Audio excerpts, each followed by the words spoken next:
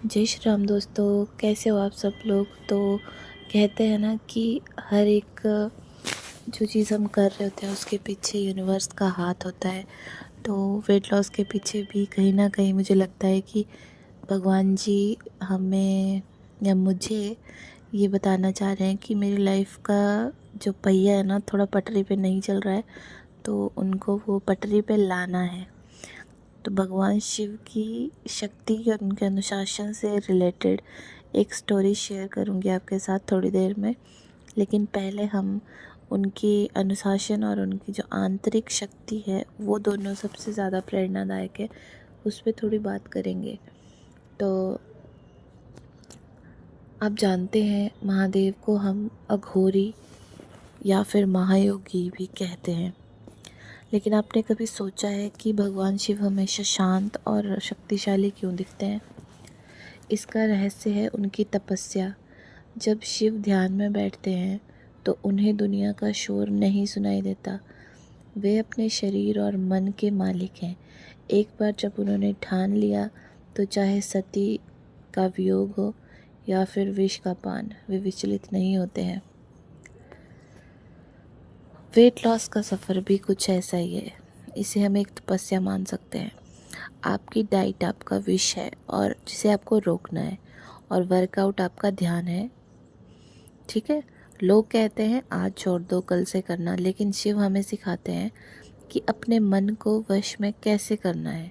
जब आप सुबह उठकर जिम जाने का मन करते हो ना, तो याद रखिए महादेव के तीसरे नेत्र को। वो तीसरा नेत्र कुछ और नहीं बल्कि आपके भीतर का विवेक और अनुशासन है। उसे जगाइए और अपने आलस को भस्म कीजिए। महादेव के गले में लिपटा सांप ये बताता है कि जहर को अपने ऊपर हावी मत होने दो, उसे काबू में रखो। तो यहाँ जहर है जो खराब आदतें, खराब खान पान, और हमारी जो बॉडी होती है ये हमारा मंदिर होता है और हम इसके पुजारी। तो खुद को इतना तपाओ कि जब आप आईने में देखो तो आपको एक नया और शक्तिशाली रूप नज़र आए अपना। तो हर हर महादेव, उठो और अपनी तपस्या शुरू करो। वैसे इससे रिलेटेड एक स्टोरी भी आती है कि शिव का संकल्प और कामदेव का अंत, ये स्टोरी का टाइटल है। तो इसमें एक विजुअल है कि महादेव जी ध्यान मुद्रा में होते हैं। पीछे शांत और गहरा एक पक्षियों की चहचहाहट वाला संगीत गूंज रहा होता है। तो जब भगवान शिव घोर तपस्या में लीन थे, पूरा ब्रह्मांड शांत था। लेकिन तभी कामदेव ने उनकी तपस्या भंग करने की कोशिश की। कामदेव ने उन पर काम यानी इच्छाओं और मोह का बाण चलाया। शिव की आंख खुली, उन्हें क्रोध आया, लेकिन उन्होंने उस क्रोध को बाहर नहीं बल्कि अपने भीतर की बुराई की ओर मोड़ा। उन्होंने अपना तीसरा नेत्र खोला और कामदेव को भस्म कर दिया। अब इस कहानी का वेट लॉस से क्या रिलेशन है? तो आपकी दुनिया में कामदेव जो आपकी जीभ है वो है।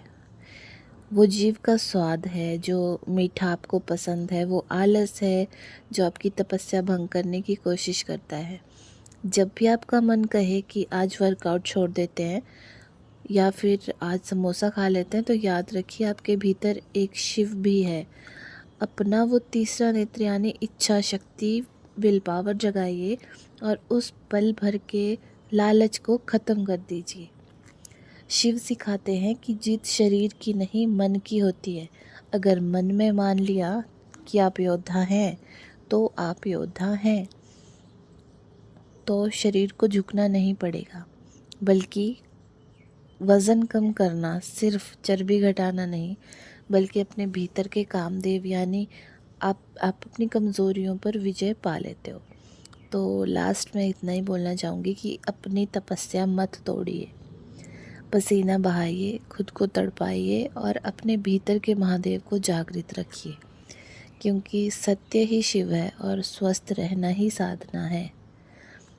तो आई होप आपको ये सब अच्छा लगा होगा, जो छोटी सी मैंने वीडियो आपके सामने प्रेजेंट की। और हम एक मंत्र के साथ इसको एंड करेंगे। ओम त्र्यंबकं यजामहे सुगंधिं पुष्टिवर्धनम् उर्वारुकमिव वंदनात् मृत्योर्मुक्षीयमामृतात्। इसका अर्थ हुआ कि हम 3 नेत्रों